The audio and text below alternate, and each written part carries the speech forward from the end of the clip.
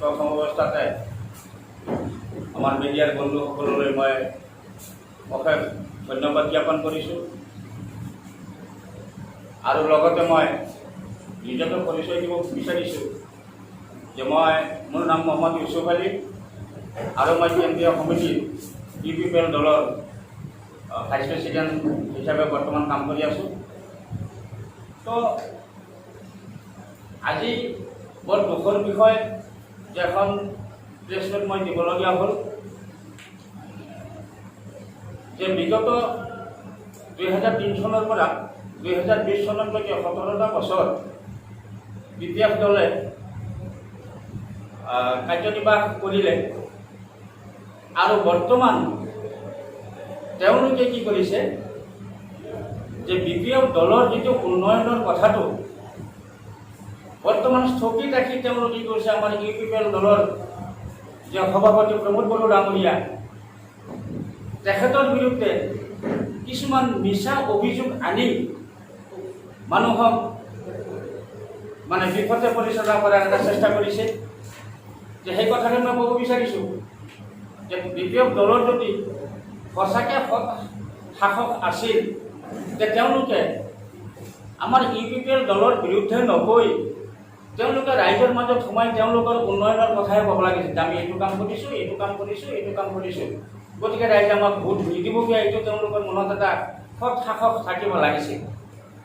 গতিকে ইয়াৰ দ্বাৰা বুজা যায় যে তেওঁলোকে যদি নিজৰ ডেভেলপমেণ্টৰ কথা কোৱা নাই, তাৰমানে তেওঁলোকে ডেভেলপমেণ্টৰ কামৰ পৰা বিৰত আছিল, যাৰ কাৰণে তেওঁলোকে ভয় খাইছে। তেতিয়া প্ৰমোদ বড়ো ডাঙৰীয়াৰ বিৰুদ্ধে অভিযোগ আনিছে। প্ৰমোদ বড়ো ডাঙৰীয়া বৰ্তমান মানে একদম নতুন হিচাপে ৰাজনীতিৰ পথাৰলৈ তেওঁ আহিছে। তেওঁৰ ভাল আৰু বেয়া এতিয়ালৈকে ৰাইজে বুজিয়ে পোৱা নাই। গতিকে মই আমাৰ ধৰ্মীয় সংখ্যালঘু ফালৰ পৰা ক'ব বিচাৰিছোঁ, আজি হাগ্ৰামা মহিলাৰী ডাঙৰীয়াই 17টা বছৰ মুছলমান সংখ্যালঘু মানুহবিলাকক মানে ঠগাই আহিছে। কিয়নো এই 17টা বছৰ যে তেওঁ তিনিটা পিৰিয়ড পাৰ কৰিলে, তিনিটা পিৰিয়ডৰ ভিতৰতো আমাৰ সংখ্যালঘু মুছলমানৰ ভিতৰৰ পৰা তেওঁ কোনোদিন এটা EM দিয়া নাছিল, তেওঁ কোনোদিন এজন মানুহ TCC চেয়াৰমেন দিয়া নাছিল। গতিকে তেওঁ একমাত্ৰ ভোট হিচাপে মুছলমানসকলক ব্যৱহাৰ কৰি আহিছে। আৰু মাজে সময়ে তেওঁ এইবিলাক কথা কৈছিল যে মুছলমানৰ ভোট নোহোৱাকৈ আমি চৰকাৰ কৰিব পাৰে, আমি দেখাই দিছোঁ। এই কথাখিনি মানে হাগ্ৰামা মহিলাৰী ডাঙৰীয়াৰ নিজে মুখেদি কোৱা কথা। যে এতিয়া হাগ্ৰামা মহিলাৰী ডাঙৰীয়া মুছলমানক 17 বছৰ প্ৰতাৰণা কৰি অহাৰ পিছত, ঠগাই অহাৰ পিছত আমি যেতিয়া BTCত বসবাস কৰোঁ, বড়ো ৰাজনীতিৰ লগত আমি মিলি থাকিবই লাগিব। হয়বা BPF নতুবা UPPL, দুটা চৰকাৰৰ দুটা দলৰ মাজত এটা দলক আমি ৱেলকাম কৰিবই লাগিব।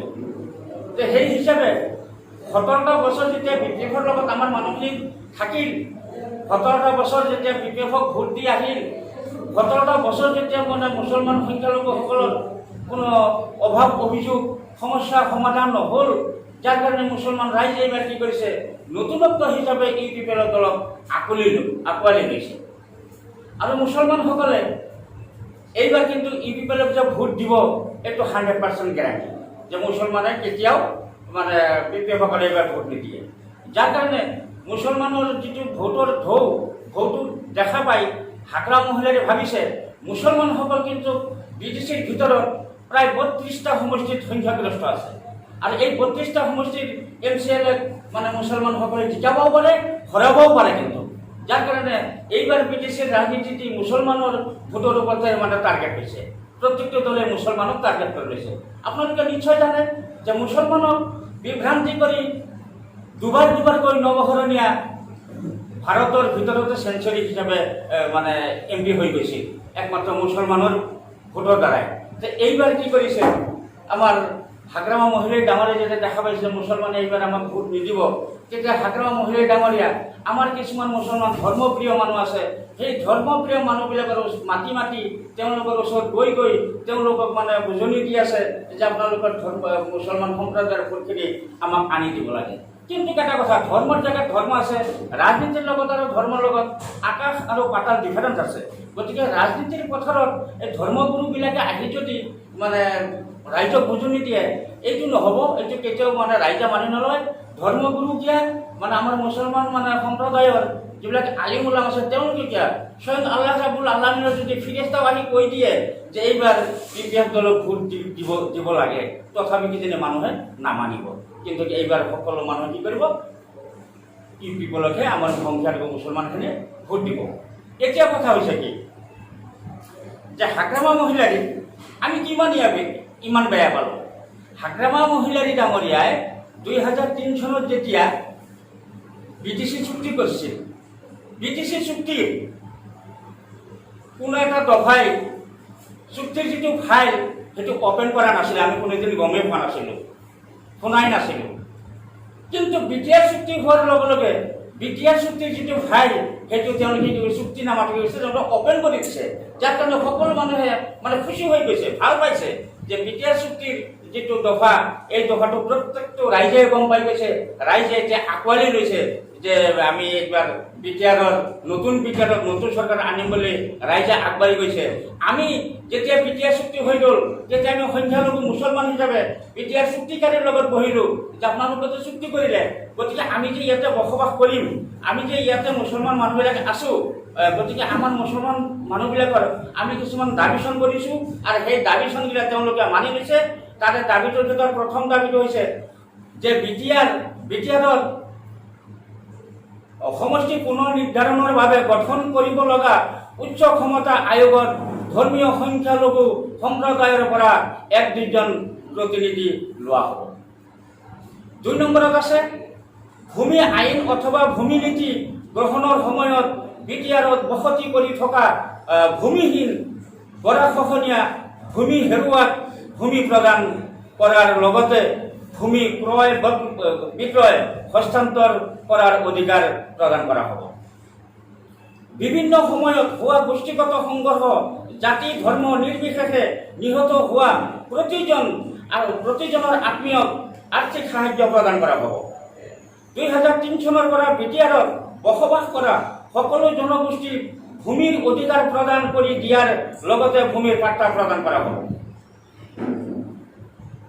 তাৰপিছত আছিল ধৰ্মীয় সংখ্যালঘুৰ পৰা BTRত মনোনীত সদস্য দিয়া হ'ব। প্ৰতিটো জনগোষ্ঠীৰ পৰা CSBৰ সদস্য লোৱা হ'ব। সংখ্যালঘু সম্প্ৰদায়ৰ দৰিদ্ৰ ছাত্ৰ ছাত্ৰীৰ সুবিধাৰ্থে প্ৰতিখন জিলাত এখনকৈ উন্নত মানদণ্ডৰ ছাত্ৰ আৰু ছাত্ৰীৰ নিবাস নিৰ্মাণ কৰা হ'ব। VCDC আৰু TCLCCৰ জনমেজৰিটি মতে গঠন কৰা হ'ব। এখন অত্যাধুনিক হজ ভৱন গঠন কৰা হ'ব। ইছলামিক সংস্কৃতি প্ৰকল্প আৰু গৱেষণা কেন্দ্ৰ নিৰ্মাণ কৰা হ'ব। এইখিনি আমি BTR চুক্তিকাৰীসকলৰ লগত আলোচনাৰ মাধ্যমে দাবী কৰিছোঁ আৰু তেওঁলোকে মানি লৈছে যে এইখিনি কাম তেওঁলোকে আমাক দিব আৰু এই শৰ্তমতে আমি সকলো মুছলমান ৰাইজে এইবাৰ যে BTR নতুন চুক্তিকাৰীসকলক যে আমি ইউপিপিএল দলক ভোট দিম, এইটো 100% গেৰাণ্টি। কিন্তু এটা কথা হৈছে কি, বৰ্তমান আমাৰ হাগ্ৰামা মহিলাৰে আৰু এটা কথা কৈ আছে যে আমাৰ প্ৰমোদ বড়ো ডাঙৰীয়া মানে RSSৰ লগত জড়িত। গতিকে মই ভাবোঁ কি তেওঁ এজন BTCৰ চিফ হৈ এনেকুৱা অবাস্তৱ কথা কোৱাটো তেওঁৰ মুখেদি শোভা নাখায়। তেওঁ কিন্তু বিনা তথ্যত এইবিলাক কথাৰ পৰা আবল তাবল বকাৰ পৰা বিৰত থকাটোই মই মানে ভাল বুলি ভাবোঁ। যে নহওক, এতিয়া আৰু কথা হৈছে কি যে বৰ্তমান যোৱাকালি এটা প্ৰেছমেট পাইছোঁ যে হাগ্ৰামা মহিলাৰী ডাঙৰীয়াৰ নেতৃত্বত যিখন চৰকাৰ হৈছিল, সেই চৰকাৰৰ ফালৰ পৰা মুছলমান সংখ্যালঘু মানুহবিলাকক বহুত প্ৰতাৰণা কৰিছে, যাৰ কাৰণে আমি সকলোৱে মিলিজুলি যেতিয়া মানে হাগ্ৰামা মহিলাৰীৰ অপজিটে প্ৰমোদ বড়ো ডাঙৰীয়াক ভোট দিব লৈছোঁ, তাৰ মানে হাগ্ৰামা মহিলাৰী এতিয়া বহুত ভয়ংকৰ হৈ গৈছে। মই ক'ব বিচাৰোঁ হাগ্ৰাম মহিলাই ডাঙৰীয়া ইমান দিন যে গেম খেলিছে মানে কেঁচা খেলাৰীৰ লগত খেল খেলিছে, কিন্তু এইবাৰ পাক্কা খেলাৰীৰ লগত পালা পৰি গৈছেতো, গতিকে তেওঁ বহুত ভয় খাইছে। কিন্তু এইবাৰ পাক্কা খেলাৰীৰ লগত কৰিছে, গতিকে তেওঁ ভয় খাই আবুল তাবুল বুকি যে আছে সময় মানে কথা চেঞ্জ কৰি একেবাৰে একেটা কৈ আছে, গতিকে এইটো বিটিআৰ বাকী সকলো ৰাইজে জল জল পথ পথ হিচাপে বুজি পাই গৈছে।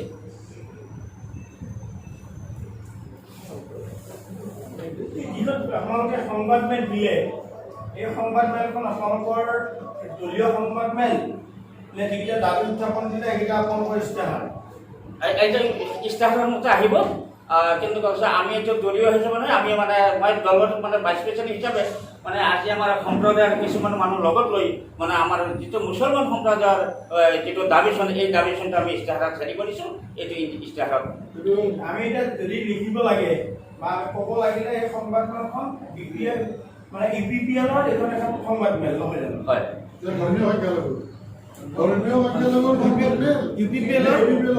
UPPL হিচাপে মানে ধৰ্মীয় সংখ্যালঘুৰ হ'ব। দলটো UPPL, কিন্তু আমি এতিয়া মুছলমান সম্প্ৰদায়ৰ সংখ্যালঘু ভোট নেকি আপোনালোকে? সংখ্যালঘুৰ ভোটে সংবাদমেল দিছে নেকি? হয় হয় হয়, এইটো আমাৰ মাইনৰিটি চেলৰ পৰা মাইনৰিটি চেল। আৰু প্ৰমোদ বড়োৰ বিৰুদ্ধে কি কি অভিযোগ উত্থাপন হৈছে আৰু কি কি অভিযোগটো আপোনালোকে কেনেধৰণে সন্ধান কৰিব? প্ৰমোদ বড়োৰ বিৰুদ্ধে অভিযোগ হৈছে যে যোৱাকালি কোনোবাই এজনে কৈছে যে প্ৰমোদ বড়ো ৰাজনীতিৰ পথাৰত অহাৰ নৈতিক অধিকাৰ নাই, প্ৰমোদ বড়ো RSSৰ লগত জড়িত আছে। এইবিলাক অবাস্তৱ কথাবিলাক কৈ লাভ নাই।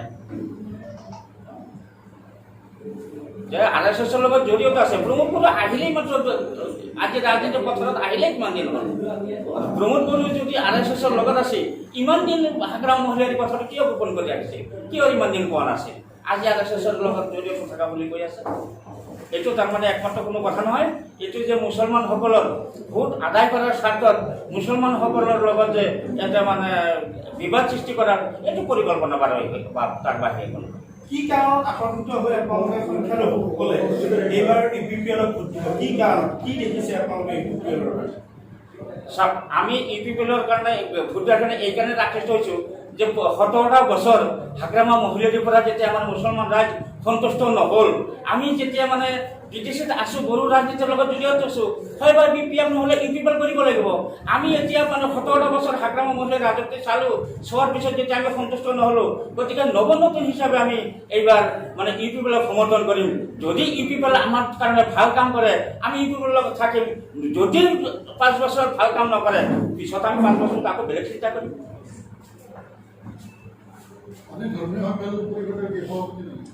সভাপতি হয় আৰু ইয়াৰ ভাইচ প্ৰেচিডেণ্ট UPPLৰ ভাইচ প্ৰেচিডেণ্ট আৰু হয়।